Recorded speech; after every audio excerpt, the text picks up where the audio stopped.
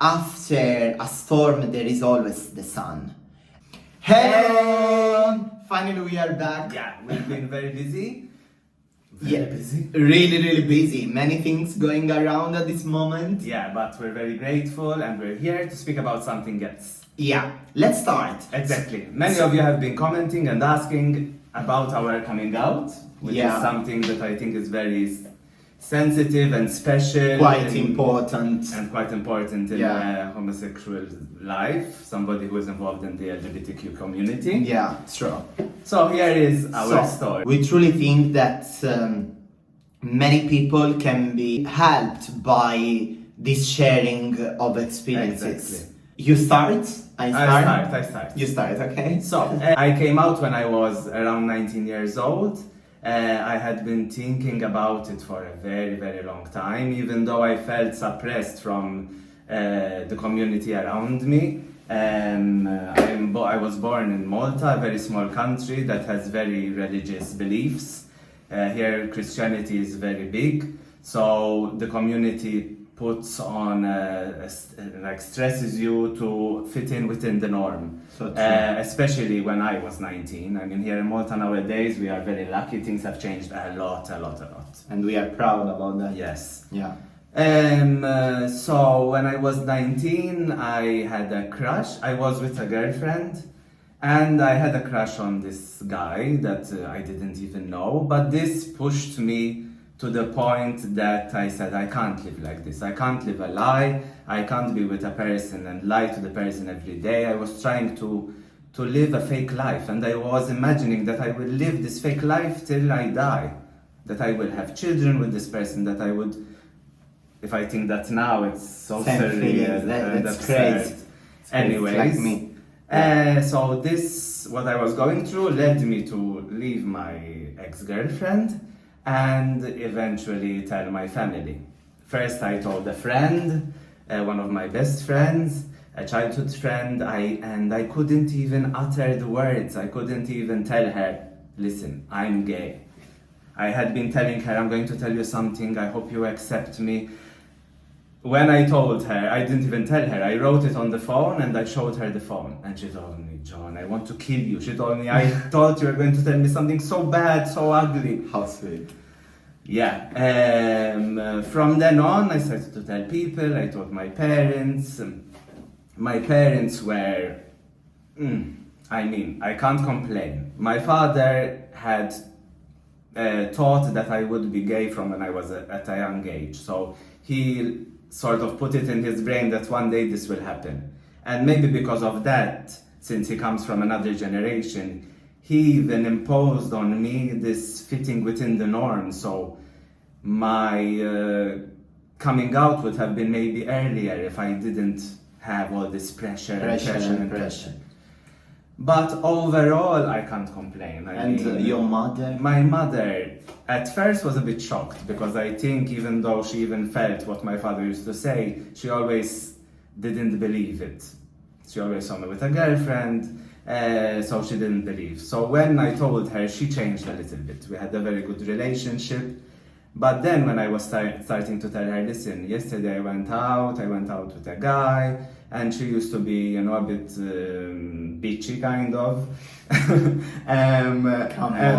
Not bitchy, that feeling. Yeah. And I told her, listen, Mom, we can do two things. We can either not be friends like before. I will not tell you what I'm doing, you will not know my life, and you can be however you want. I told her, but if you want to have the same relationship that we had before, you have to change. And I think with this sentence, she realized that she was going down the wrong path. And from then on, of course, slowly, step by step, they became the parents that they are today. And I never asked you, but your brother, my brother, he was helpful, or? He was like, I don't care. We never spoke about You that. can be however you like. And he was a bit shy when I told him, but he never even told me something against That's or whatever. beautiful. Really nothing. For him it was literally Nothing fine. changed. Yeah, exactly. Like nothing ever changed. It yeah. should be like that. Exactly. Yeah, nice. Well, that's my story. I mean, bit by bit, my parents arrived where they are today, and I really can't complain now. Yeah, and they are really lovely, open-minded, supportive. And even things that they still don't understand sometimes. I mean, They we really speak push. about and they. My story in some points is quite similar. Yeah. In some points is quite tougher. Where to start? Exactly. So, I was born in Italy, in a small country. Pozzallo is a village in Sicily, quite small, not many people. My family is and was close to the religion. So I grew with this mentality that was right and fair enough to put back my true feelings, to forget about my sexuality. I grew thinking of having a family with a girl, of having children through a girl, with a girl, having the traditional life that each parent at that time used to think. I grew. I started working on TV, in theaters as a dancer, and I faced new realities. I faced the fact that being gay was normal. I faced the fact that the reality that my family was passing me wasn't the only reality. And I face reality with myself, a new reality with myself. I knew I was gay. I knew I was gay because while I was with my girlfriend at the time, I knew I was gay. I knew I was gay when I used to speak with some guys, when I used to flirt with other male friends. I knew I was gay. I knew I was gay, I just wasn't ready to come out. I became quite popular in Italy. I was speaking a lot with my best friend at the time, Mattia, about sexuality. He is also gay, and I was feeling free to speak about this. And I, had the courage to say it, I'm gay. And he pushed me so much to have new experiences. I had an important experience with a man older than me. This made me realize fully that I was gay, that I could love a man, that I liked fully the body of a man, the man in himself. And this relationship was quite sick, quite strong. Then I had other relationship. I met my man, my husband. Love at first sight, and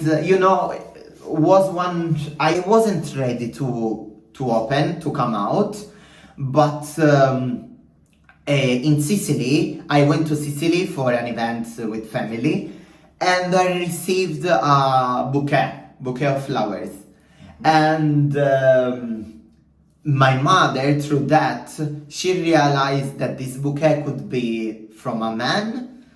She realized that I could like men since I started speaking with open-minded speeches. My father got angry a lot about that, and guys, from there on, it was terrible. It was terrible. It was terrible. There were 2 years maybe really bad. I felt sad, disappointed, frustrated. He saved me a lot. I couldn't make it without John, because for a period I couldn't speak with my family. I decided to do that. I couldn't share my life with them. They weren't ready. They used the words really heavy and bad and sad. I couldn't share life with them, and it was bad because I didn't have support also from my siblings, so I felt quite lonely. Thanks to John, I really managed to pass through this period and to pass through my panic attacks that I had for 5-6 years. My family, after accepting it, they asked me to keep this secret just for myself. So I felt really bad because I was feeling like in a cage. I couldn't speak about that when I used to be with my friends, with my cousins, with colleagues. I was feeling in a cage because I couldn't say the truth. I was fighting with myself, and those feelings pushed me to have panic attacks. That thank God I managed through years, because when you grow up, then you realize how to handle them. Maybe you realize also that life can change and can improve, that it's a cycle and you need to wait and you need to be calm and patient. And I managed to pass through this period. My coming out was hard, but as we say, after a storm there is always the sun. My family right now is amazing. They are doing so good. They are supportive. Yeah. They love the idea of us as a couple, as a family, and maybe who knows, as a bigger family one day.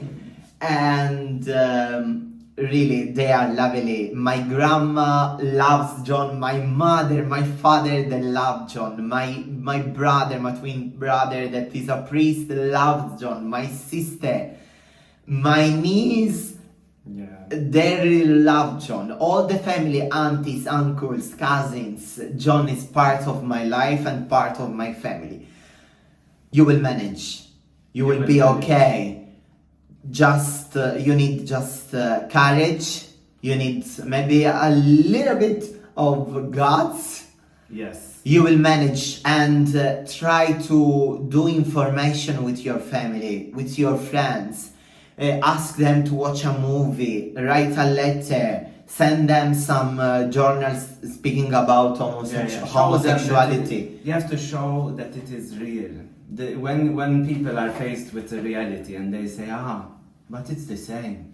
It's the same love, it's the same affection, it's just a different way to which they are used to. Yeah. And something I want to add more on what Michele was saying, because Michele was saying, thanks to you, you were there, I managed to do. But something that I learned from him, that you have to be consistent, you have to know that your feelings are right, and you have to fight as much as possible, even if it takes the biggest things. I think I wouldn't have had the strength to do certain things that he did, because I am of a different character. Thank God, maybe but my family. Do without you. You have the strength inside you to keep going and fighting. Remember that love. What do we say? Love always wins. It does, and the change starts with us. Exactly. Remember, the change starts with us. So we can do it together. Believe in yourself, love yourself. Exactly. And thank you. This was deep. It was quite important, and maybe quite long. We spoke a lot. Thank you, guys. Let us know what you want to hear from us. Yeah. And to understand what we are speaking about, watch our wedding video. Yeah. Life can change. Love always wins. Ciao. Love you. Love you.